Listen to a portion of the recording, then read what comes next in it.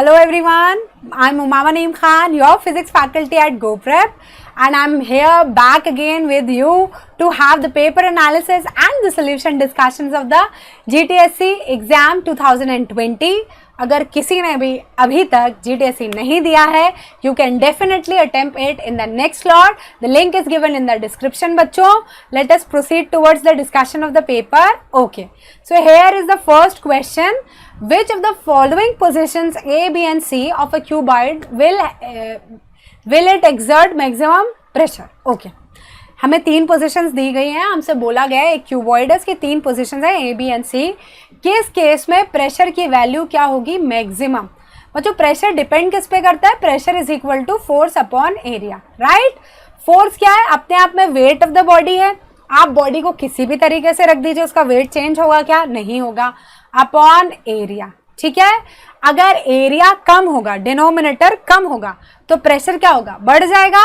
तो if area is less than pressure will be more. अच्छा, अब एरिया क्या? पूरी बॉडी का एरिया लेना है? नहीं. अगर मैंने कोई बॉडी ऐसे रखी तो एरिया मतलब एरिया ऑफ कॉन्टैक्ट. कौन सा बच्चों? ये वाला. अगर मैंने इसको ऐसा रखा, उल्टा रखा, तब एरिया ऑफ कॉन्टैक्ट क्या हो जाएगा? ये वाला हो जाएगा, ठीक है.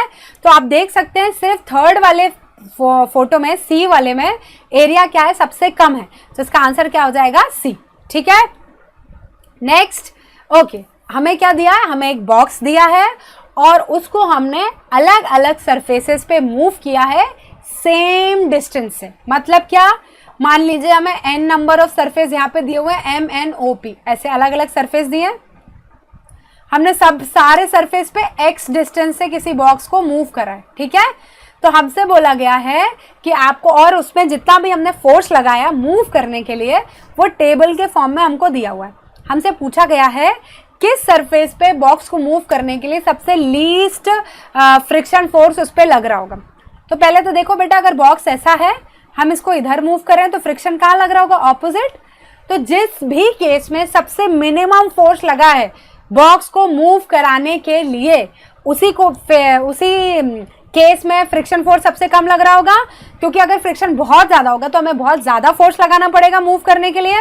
तो देखिए ओ वाले केस में बहुत कम फोर्स लग रहा है as compare to rest of the others, minimum लग रहा है. तो इसका मतलब ओ वाला जो सरफेस है वो मिनिमम सरफेस पे फ्रिक्शन दे रहा है, सरफेस पे मिनिमम फ्रिक्शन दे रहा है. आंसर है सी, ठीक है. थर्ड, अब देखिए थर्ड क्वेश्चन में क्या है बच्चों? हमें एक प्लास्टिक का बॉटल दिया हुआ है, ठीक है. प्लास्टिक की बॉटल में हमने क्या करा है? हॉट बॉइलिंग वाटर फिल किया, उसके बाद उस वाटर को बाहर निकाल दिया और कैप टाइटली बंद कर दिया. हॉट बॉइलिंग वाटर डाला बॉटल में, बॉटल से वाटर बाहर निकाल दिया और टाइटली कैप लगा दिया. इसके बाद उस बॉटल को हमने रनिंग कोल्ड वाटर, बहते हुए ठंडे पानी में डाला. उसकी वजह से प्लास्टिक बॉटल का जो शेप था ना वो डिस्टॉर्ट हो गया, मतलब इररेगुलर हो गया, पिचक गया, दब गया, इस टाइप से हो गया.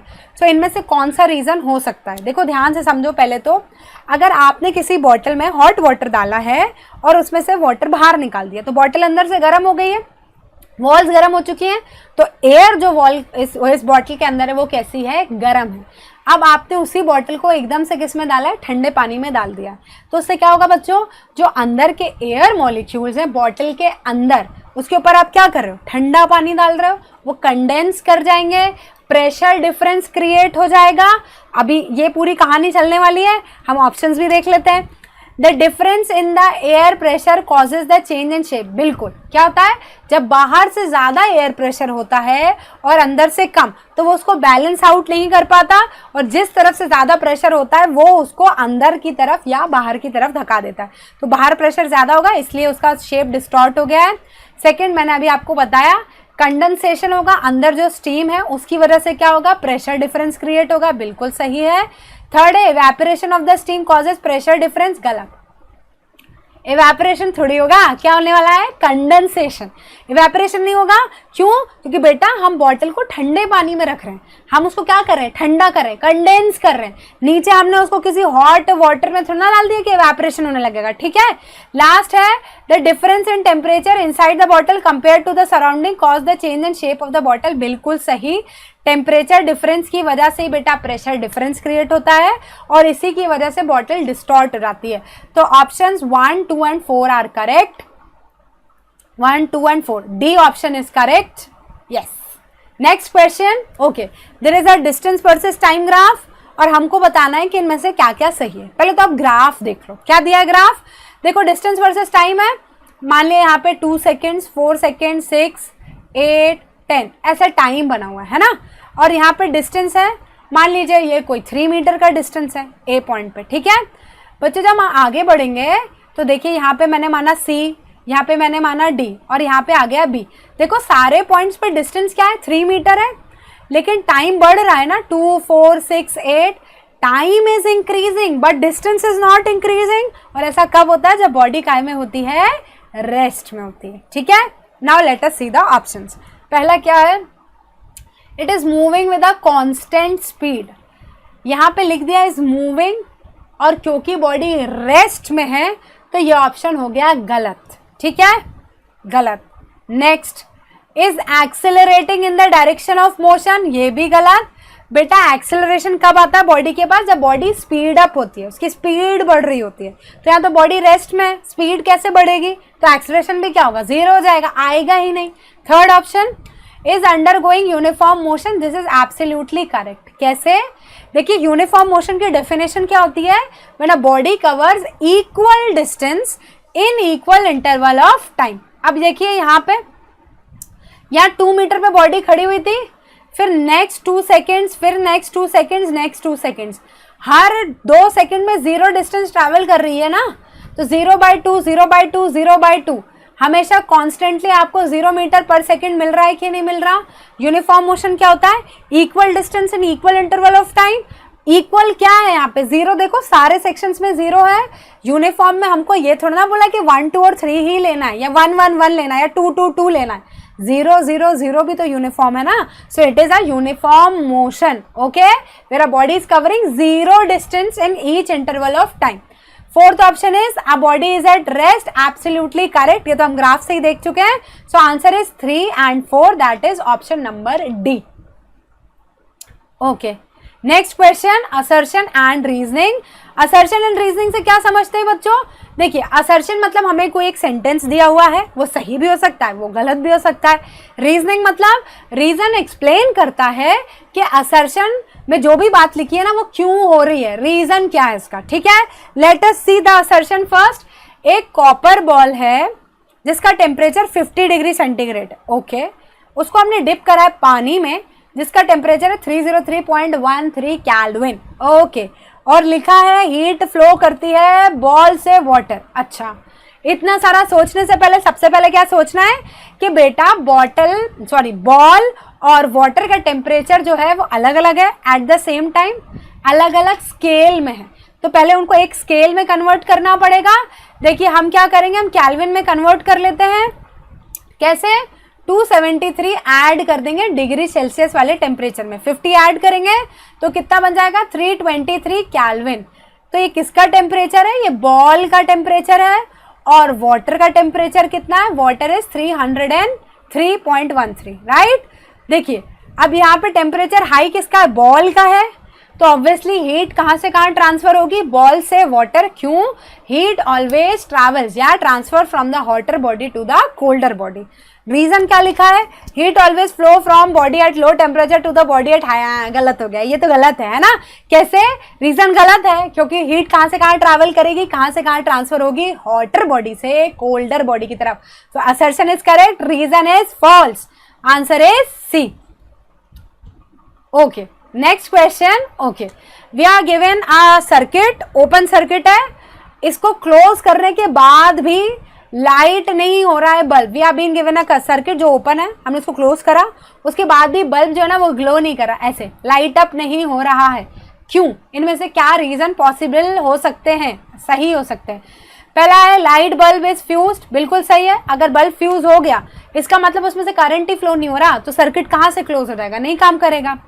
फिर क्या है? Object S is a plastic ruler. ये भी सही है. क्यों सही है? बेटा प्लास्टिक रूलर अगर आपने सर्किट में लगाया, प्लास्टिक इज एन इंसुलेटर, वो इलेक्ट्रिसिटी कंडक्ट नहीं करता, तो सर्किट कंप्लीट होगा क्या? नहीं होगा.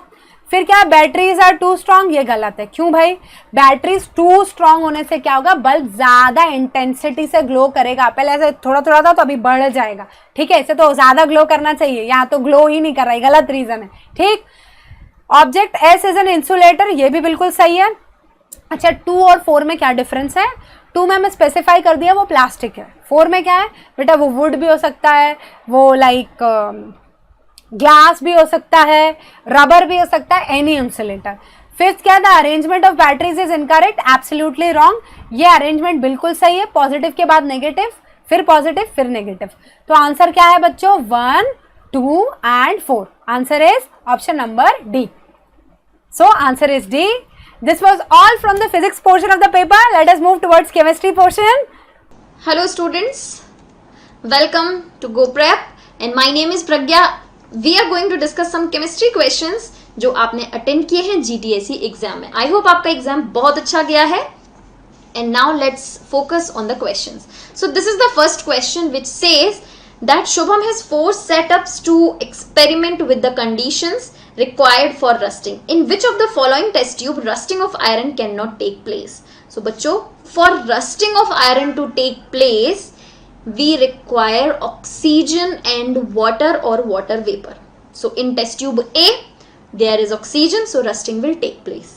In test tube B, there is boiled water which will remove the dissolved gases, oxygen included, so there will not be rusting. Boiled water along with the layer of oil, so here will also no rusting, but tap water will allow matter to rust. So the correct answer is option C. Which of the following is a semi-synthetic polymer? That is gun cotton.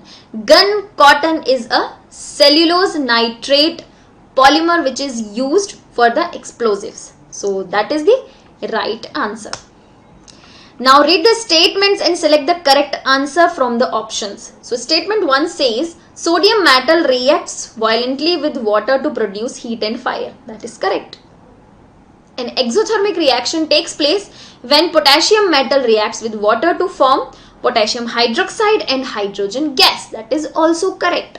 But statement second is not the correct explanation of the statement first. These two statements are true, but statement second is not the correct explanation of the statement first. So the correct answer is option D. Now next question says the normal range for pH of water in surface water systems is 6.5 to 8.5 and for groundwater system 6 to 8.5. At room temperature the pH of pure water is 7. If we increase the temperature to 100 degrees Celsius, the pH of pure water will be. Bachcho, if you will increase the temperature, it will drop the pH value. So, if you are increasing the temperature to 100 degrees Celsius, the pH will become below and it will be 6.14. So, the correct answer is option C. Now, elements of the second and third period of the periodic table are given. Which element out of the given is most metallic? So dear students, as you move from left to right in the periodic table, metallic character decreases, and as you move from top to bottom, the metallic character increases.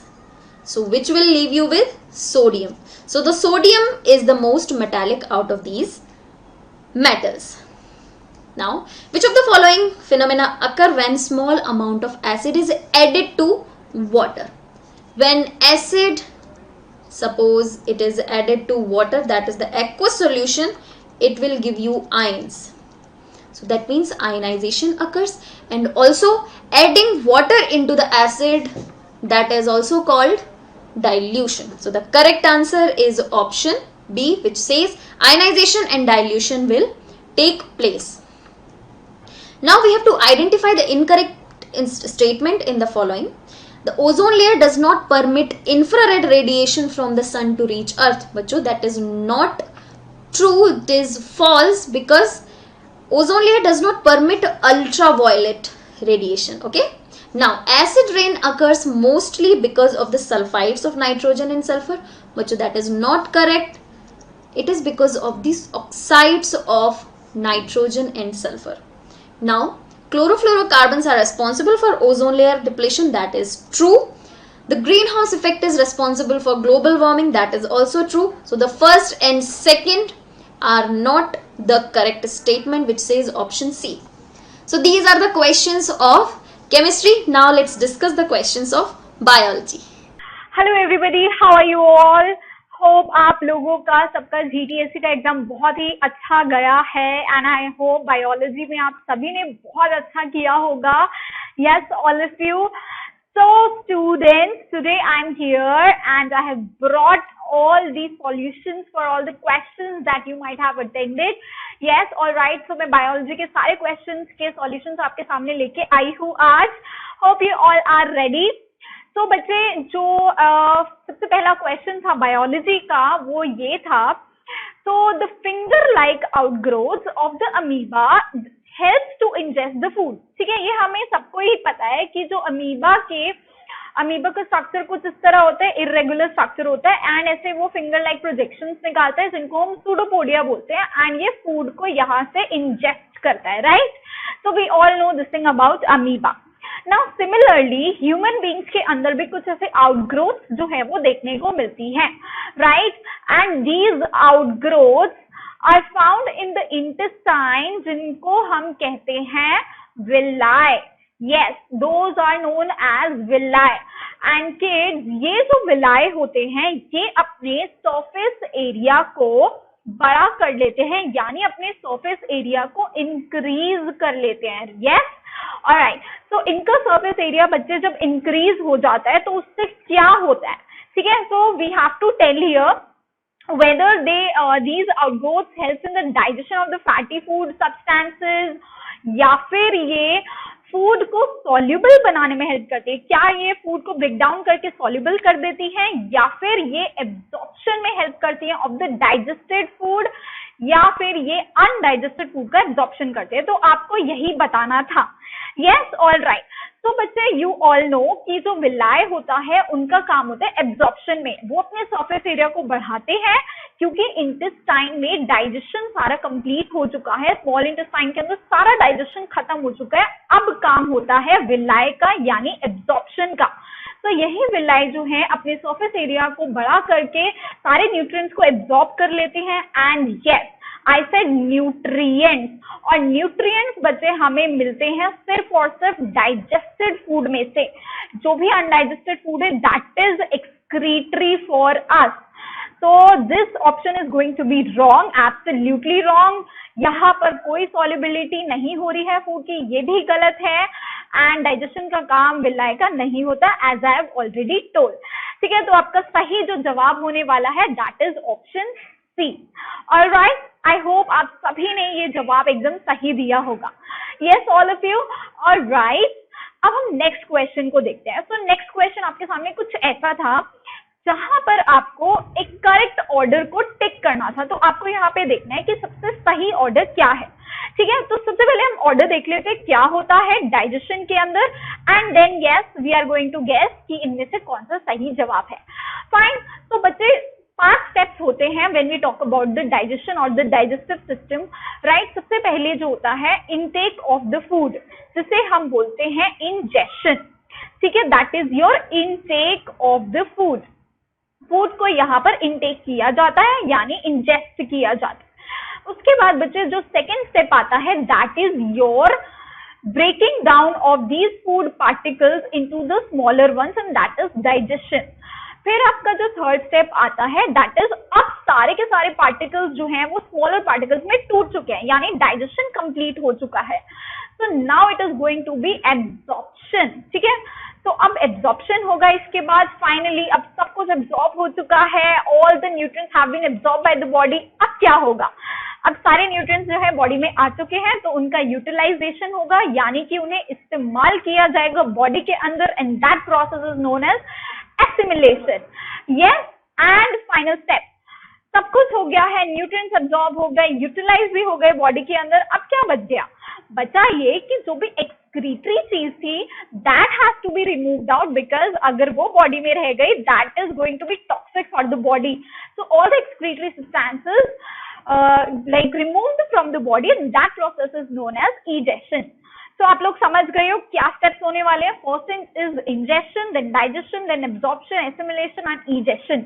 और ये आपका जवाब है absolutely correct, and that is A, क्योंकि यहीं पर ये steps एकदम करेक्टली दिए हैं. First is injection, digestion, absorption, assimilation and ejection. Alright, similarly next question अब हम देखते हैं. Deficiency of vitamin B1 causes which disorder. Vitamin B1 की डेफिशिएंसी यानी कि उसकी कमी से कौन सी बीमारी होती है. तो हम ऐसे क्वेश्चंस को कैसे अटेम्प्ट करते हैं. वी डू क्रॉस वाला थिंग. ठीक है, जो ऑप्शंस हमें लगता है कि नहीं ये सही नहीं है, हम उनको क्रॉस करते जाएंगे and then we finally reach to the right answer. Alright, so loss of vision is basically your night blindness and it is caused due to the deficiency of vitamin A. तो ये तो जवाब नहीं होने वाला. Berry की अगर हम बात करें तो yes, deficiency of vitamin B1 से बेरी होता है, और हमें बचपन से याद कराया जाता है B1 starts from B and berry starts from B. तो इसलिए हमें हमेशा याद रहता है कि विटामिन B यानी विटामिन B1 की डेफिशिएंसी से बेरी होता है. सो दिस इज एब्सोल्युटली करेक्ट. और बाकी के दो ऑप्शंस अगर मैं बताऊं तो स्कर्वी जो होता है that is deficiency of vitamin C and rickets is deficiency of vitamin D. Fine, so yes, our right answer is B. Cool. All right. Next question दिया था कि मुक्ता ने एक एक्सपेरिमेंट किया. मुक्ता कंडक्टेड एन एक्सपेरिमेंट जहां पर उसने दो पोटैटो ट्यूबर्स लिए, that is X and Y, right. और उन X और Y को उसने पील किया and a cavity was made in each of them. So it's like potato को ऐसे लिया जाता है, उसको यहाँ से कट कर लिया जाता है, पील कर लेंगे यानी कि उसको पूरा छील लेंगे, उसके बाद उसको कट करते हैं और अंदर की तरफ ऐसा होल बना देते हैं, उसको स्कूप आउट करके ऐसा होल जैसा बन जाता है.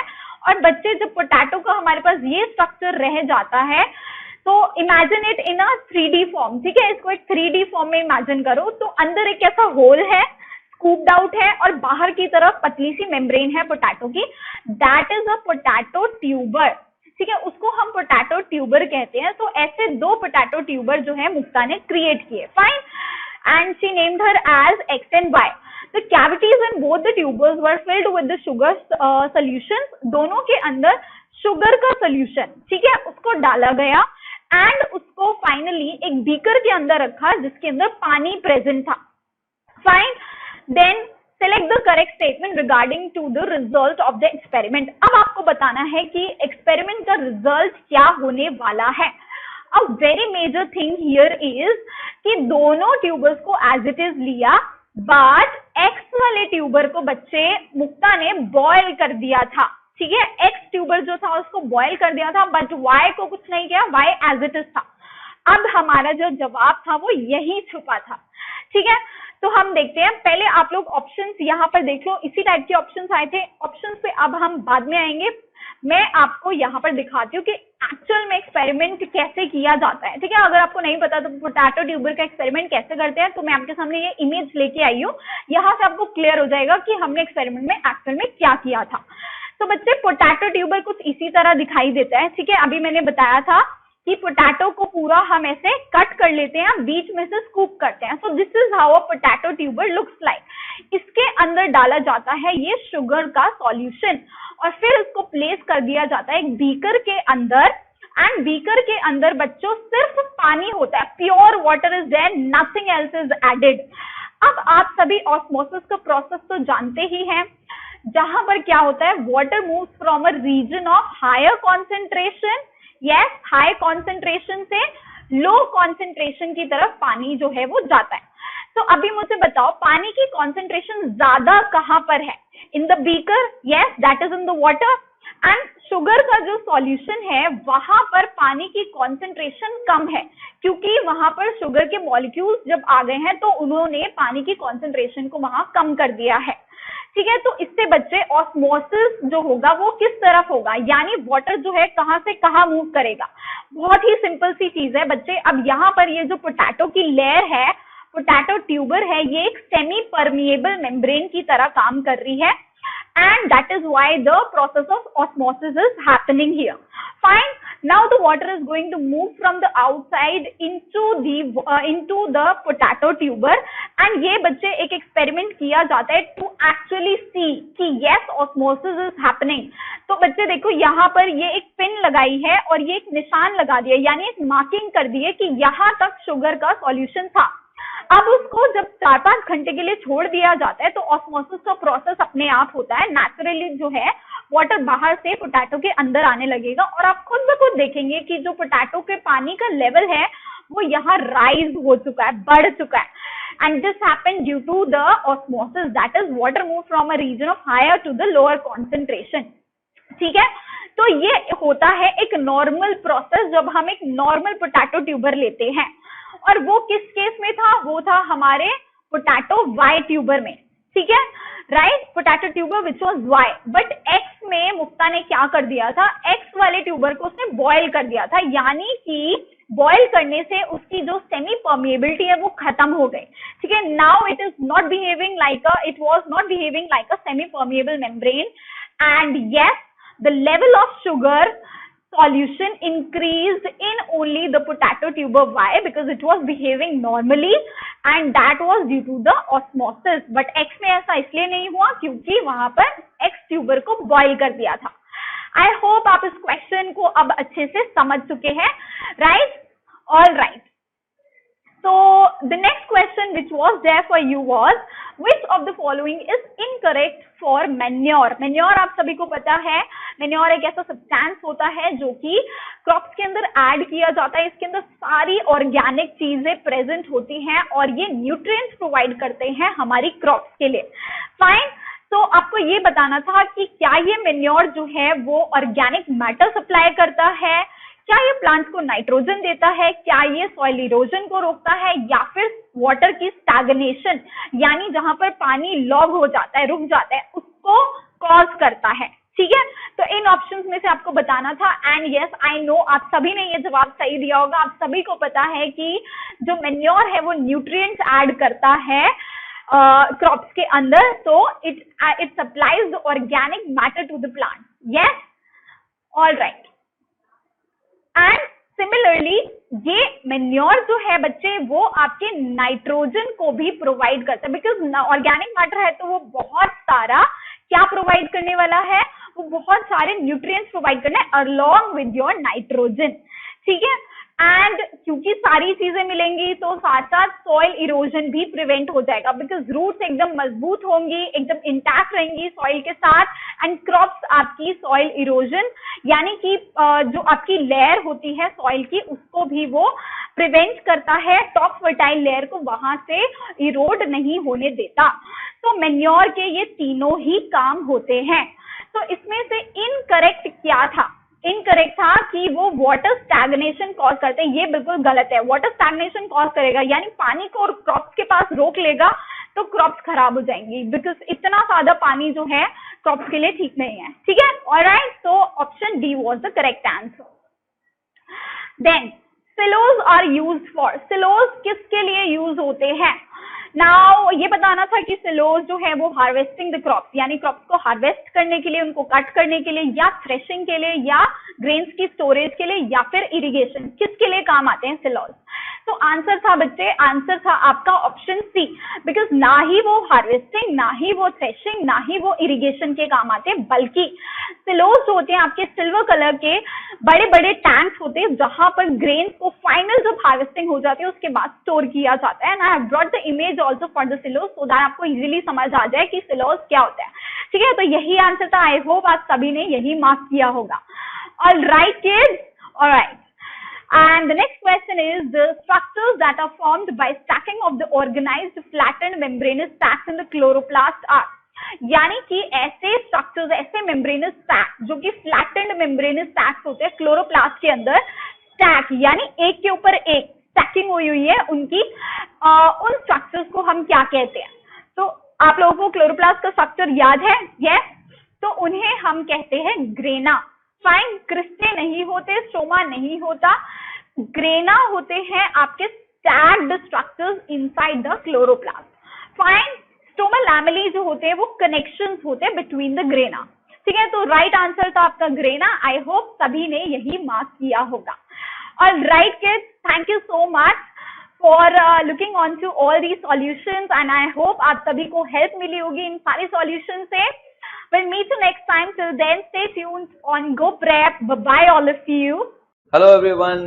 So today we are going to solve GTSC Slot 1 paper mathematics portion, right? We'll be basically dealing with the mathematics portion.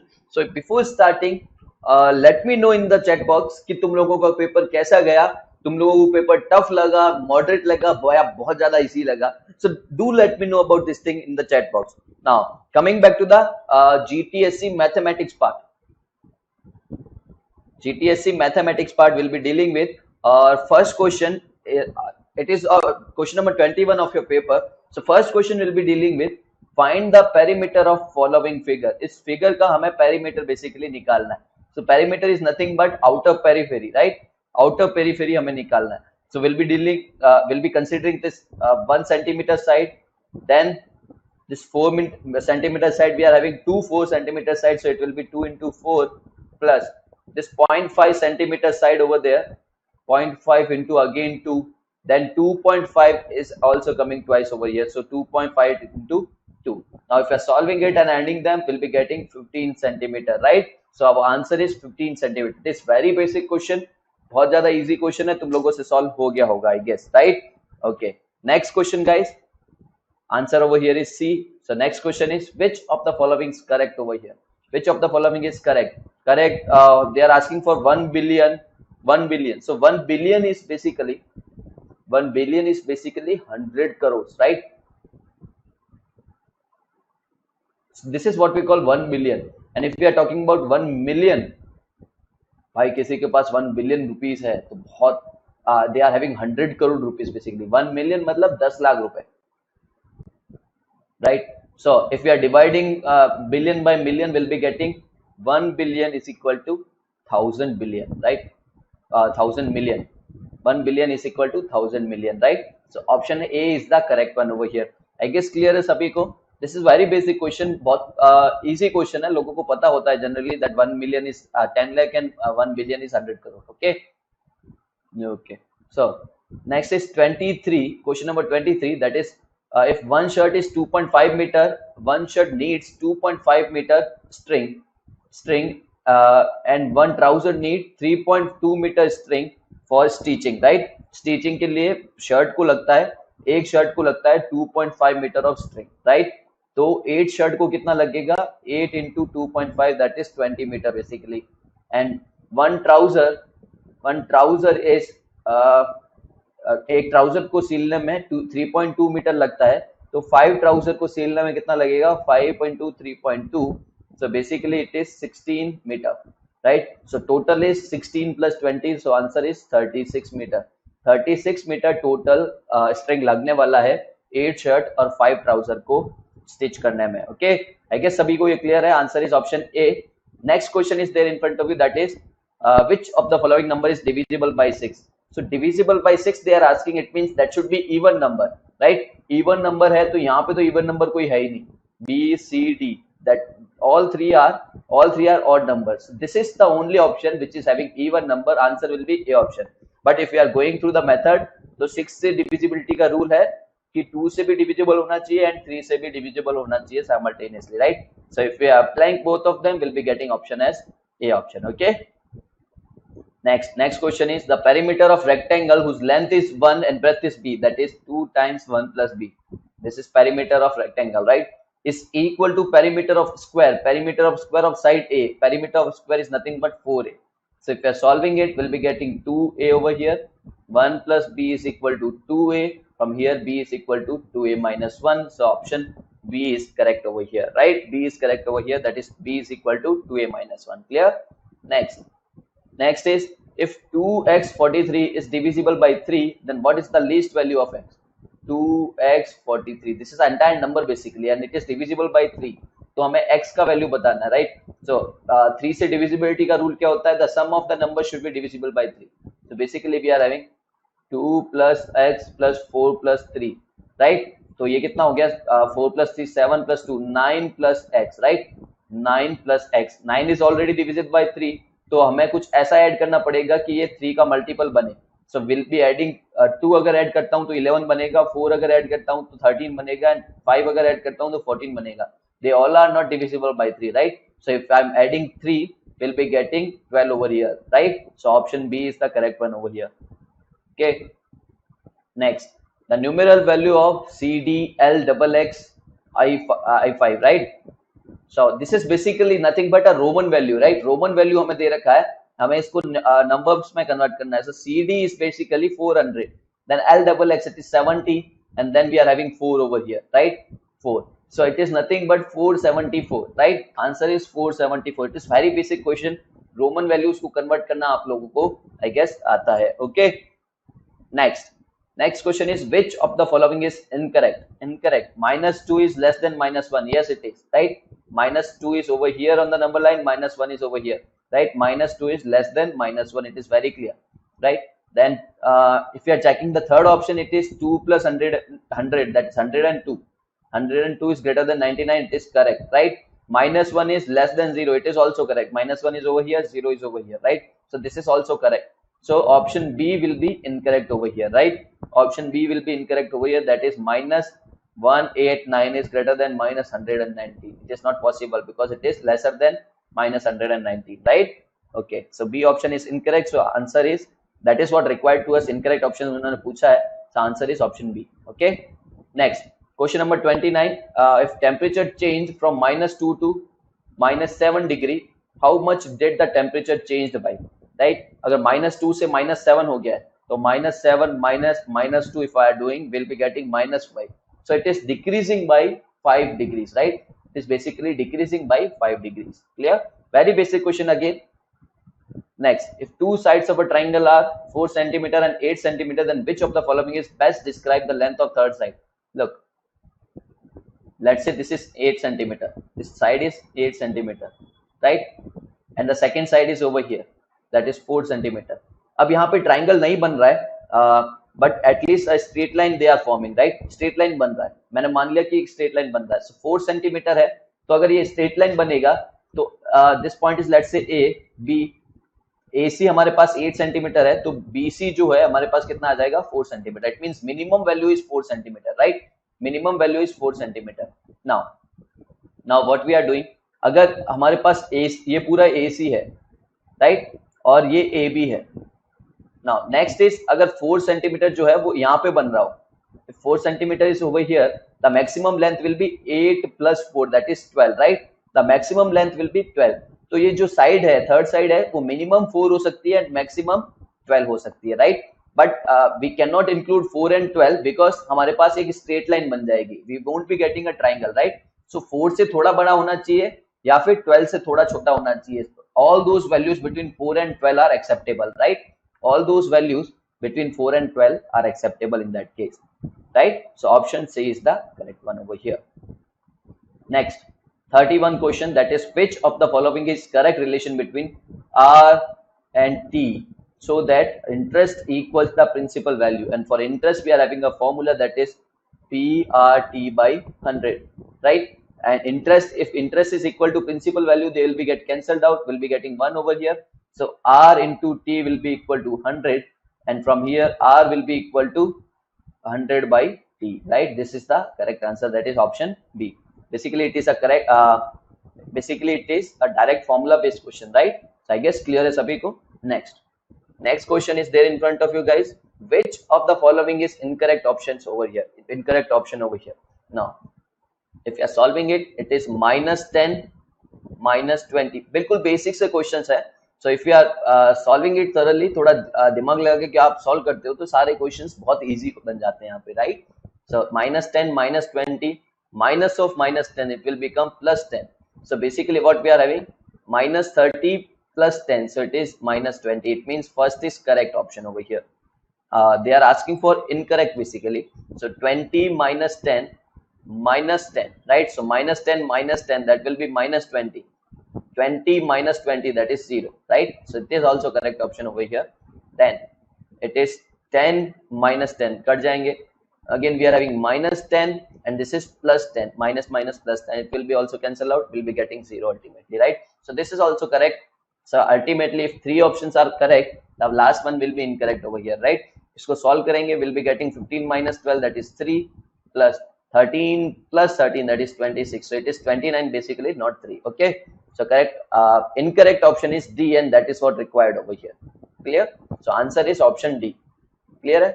Next, find the value of y minus x from the following figure.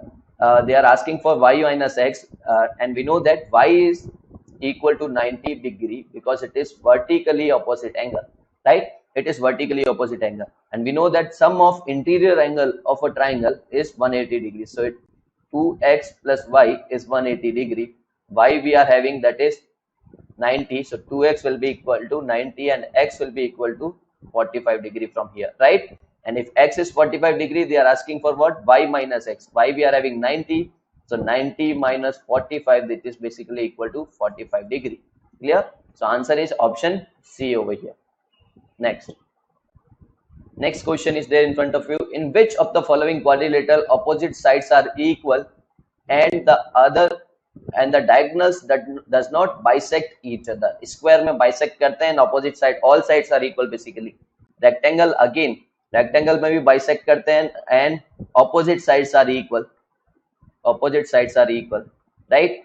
And isosceles trapezium, kite is basically a rhombus, so इसमें भी bisect करते हैं and we are getting we will be having the diagonals are also bisecting each other, right? All sides are equal and diagonals are bisecting each other. And if you are talking about isosceles trapezium, then all sides are not equal, right? Sides are not equal, opposite sides are not equal in that case. Look, this is isosceles trapezium. These sides are equal, but these sides are not equal, right? Opposite sides are not equal over here, so isosceles trapezium is correct answer over here. Clear?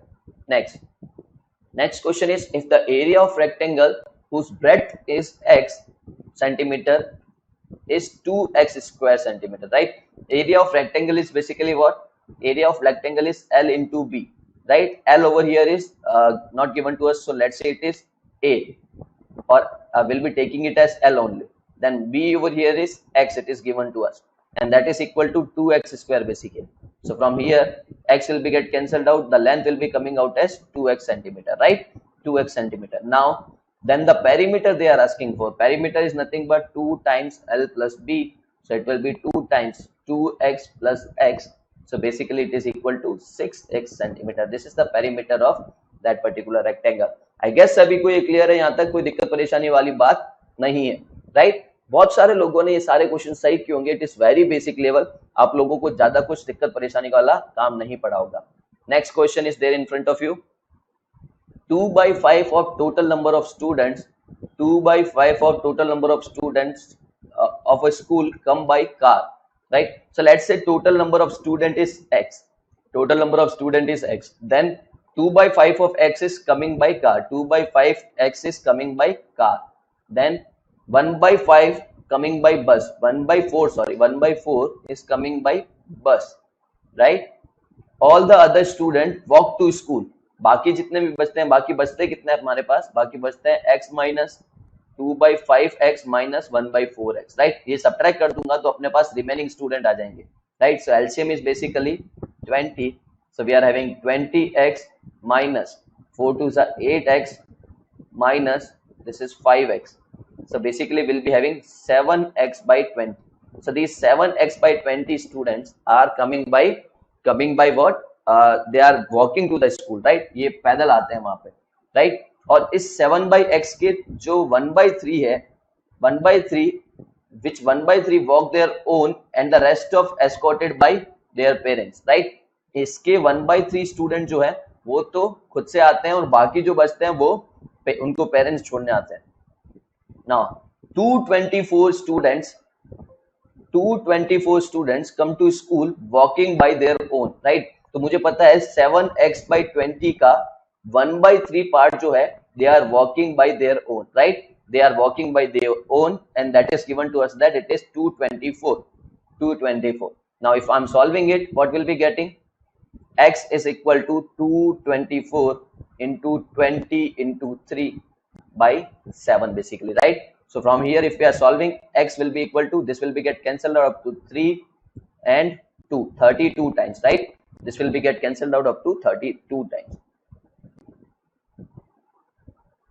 Wait for a second. So if we are cancelling that out, it will be 32, and 32 into 20 into 3, basically we need to find out. So answer will be option B, right? It will be equal to 1920. If you're solving it, it will be equal to 1920, right? So this will be our final answer. Clear? Next question is there in front of you. So question is, a wire is in the shape of square of side 10 centimeter. If the wire is rebent into, wire is in the shape of square, right, of 10 centimeter. If square side इसकी अगर 10 centimeter है, then the perimeter will be 4 into 10, that is 40 centimeter. It is nothing but the perimeter, right? This is perimeter of the square. If the wire is rebent into shape of rectangle of length 12 centimeter, then we need to find out the breadth, right? तो rectangle का perimeter कितना होता है? 2 into L plus B, right? And that should be equal to 40 centimeter because same wire को bend करके हमने rectangle बनाया. Now 2 into length is given to us, that is 12, breadth is, let's say, x, that is equal to 40 centimeter. So from here, if we are solving, it will be x is equal to 20 minus 12, that is 8 centimeter. It means breadth over here is 8 centimeter. Clear? Very basic question. We are simply forming an equation, और equation बना के x का value या फिर breadth का value हम लोग निकाल सकते हैं. Clear है? Next question number 38. We need to find out 3 rational numbers between 1/2 and 3/5. Now basically जब भी ऐसा क्वेश्चन सॉल्व करें तो we'll be looking at the option first of all. Option किस फॉर्म में है वो देखना जरूरी हो जाता है. Why? Because 1/2 और 3/5 के बीच में infinite rational numbers will be getting, right? Infinite rational number आएंगे, but according to option we need to solve it. तो ऑप्शन में डिनोमिनेटर में 100 आ रहा है in two options. So to check these two option, what we'll be doing, इसके denominator को 100 बनाना पड़ेगा. So 1/2 को मैं 50 से मल्टीप्लाई डिवाइड कर देता हूँ, it will become 50/100, right? This is basically 1/2. और 3/5 है, डिनोमिनेटर को 100 बनाना है, so we need to multiply it by 20 basically. So 20 into 3 is 60 and 5 into 20 is 100, right? So this is basically 3/5 only. अब इसके बीच में रैशनल नंबर्स बताने हैं 50/100 और 60/100 के बीच में. So 51/100 is also between it, 53/100 is also between it, 57/100 is also between it. So A option is correct one over here. B option is incorrect, और C और D चेक करने की जरूरत ही नहीं है because they are only asking for one correct option. So first option will be the correct option over here, right? Answer is option A. Next, the sum of interior angles of a polygon having 5 sides. Formula, direct formula we are having, that is n minus 2 into 180 degree, right? Sum of all interior angle of a polygon, regular polygon, is given by 5 minus 2 into 180, that is 3 into 180. Answer is 540, right? Option A is the correct one over here. Next question is 1.5x is equal to 3 plus 4.5x. I guess यहाँ तक सभी को clear है, कोई दिक्कत परेशानी वाली बात नहीं है, right? So from here, if we are taking this 4.5x, this side will be getting 1.5x minus 4.5x, that is equal to 3, right? So basically minus 3x is equal to 3, and from here x will be equal to minus 1. X minus 1 आ जाएगा, and they are asking for x square, so x square will be equal to what? 1 from here, right? X square will be equal to 1. So option B is the correct one over here. X square is 1, right? Now come to the aptitude part. यहाँ तक तो हमने maths का part discuss किया. Now we'll be discussing the aptitude part, right? So first question in the aptitude part is C and D are young ones of E. I guess maths वाला part सभी को clear है, कोई दिक्कत वाला काम नहीं है. And if you are not understanding anything, you can ask in the chat box, right? Chat box में आप पूछिए, आपको वहाँ पे solution मिल जाएगा, right? And C and D are young ones of E. C and D are young ones. It means they are child of E, right? C and D are children of E. And it is given that E is father of C. E is father of C. It means E is father, right? And D is not son. अगर son नहीं है D, तो क्या होगा? Daughter होगा, right? Son नहीं है तो क्या होगा? Daughter होगा. So what will be the relation between D and E? They are asking. So D and E will be daughter and father in their case, right? D and E will be daughter and father. It is given that C is son over here. C is son, right? और बोला हुआ है D is not son. sorry, E is the father of C. तो C is not son. We are not knowing कि C क्या है, C daughter है कि son है, but they are asking कि D जो है वो son नहीं है. अगर D son नहीं है तो obviously D will be daughter, right? So E and D will be having father and daughter relation, right? Option A will be the correct one over here. 6 boys are standing that they form a circle each facing center. ऐसा कुछ circle form कर रहे हैं 1 2 3 4 5 6, right, like this. Now what they are telling, Alok is to the left of Prabhat let's say यहाँ पे है प्रभात, तो आलोक जो होगा वो इसके लेफ्ट में होगा, right, because they are facing centre of the circle, तो आलोक कहीं यहाँ पे होगा. Then Sunil is between Ashok and Vikas. Sunil is between Ashok and Vikas. Hari is between Alok and Ashok, तो हरि यहाँ पे कहीं पे होगा एंड अशोक यहाँ पे होगा, right, because Hari is between Alok and Ashok.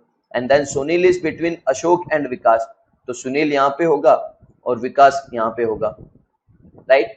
Now they are asking कि who is to the left of Vikas. Vikas के लेफ्ट में कौन है? विकास के लेफ्ट में प्रभात है, right.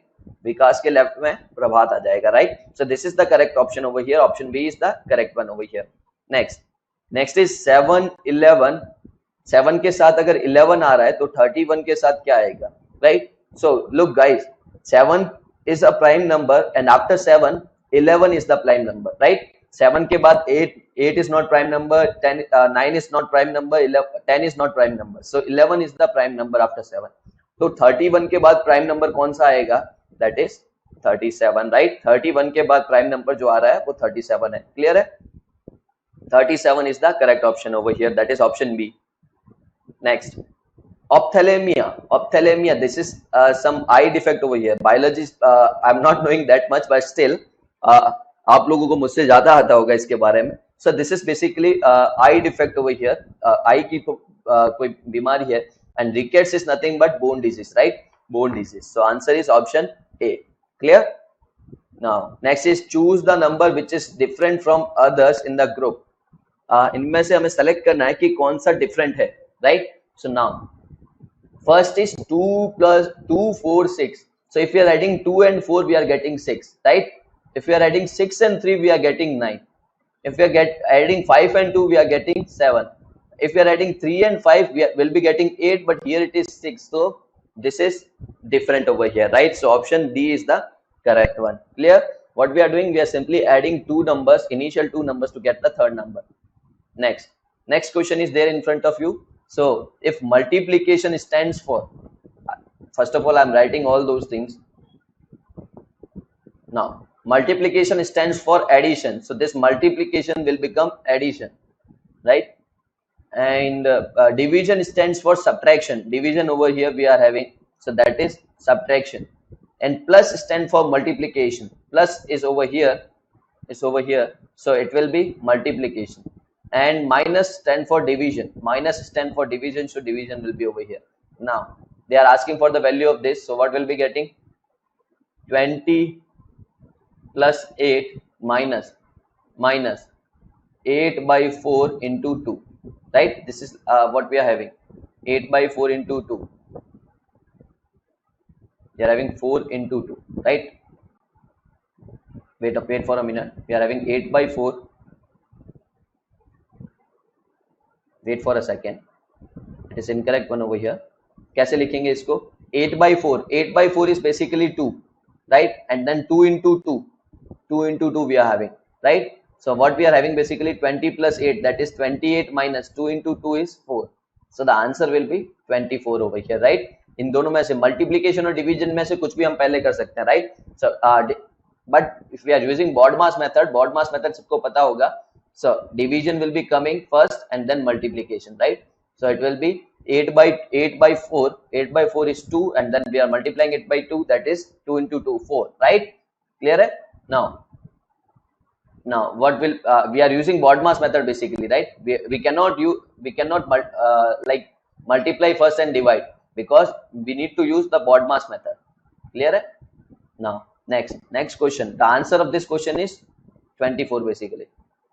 Next question is, in certain language Delhi is coded as EFMIG, right?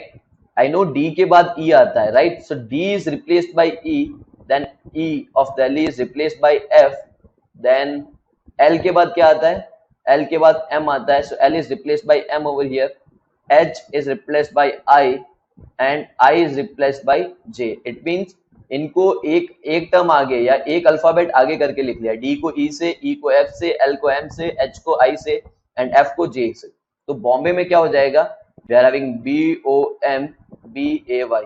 So B को हम रिप्लेस कर देंगे C से, O को किससे रिप्लेस कर देंगे? P से, M को N से. तो अगर इतना भी करते हैं तो हमारे पास आंसर आ जाता है, बिकॉज बाकी सारे ऑप्शंस में कहीं पे CPN नहीं है, राइट? तो आगे करने की जरूरत नहीं पड़ती है. Option A is the correct one over here, right? अगर पहला पार्ट भी करते हैं इसका तो वहीं से अपने पास आंसर आ जाता है, right? So option A is the correct one over here.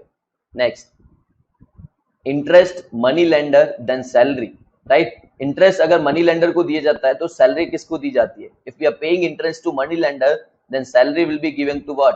Employees को सैलरी दी जाएगी, प्रिजनर्स को, बेगर को, इकोनॉमी को, no. So salary will be given to employees only, right? I guess यहाँ तक सभी को clear है. Next question is QPO SRQ then UTS and then WWVU, right? So basically to solve this question हमें alphabets के number याद होने चाहिए, right? Alphabets के number याद होने चाहिए. Now if we are talking about QPO में Q is 17, this is 16, it is 15, right? 15 number पे आता है, 17, 16, 15 पे आता है. Then SRQ is basically at 19, 18, 17, right? यहाँ पे 17 से स्टार्ट हुआ था, यहाँ पे 17 पे खत्म हो रहा है. Next is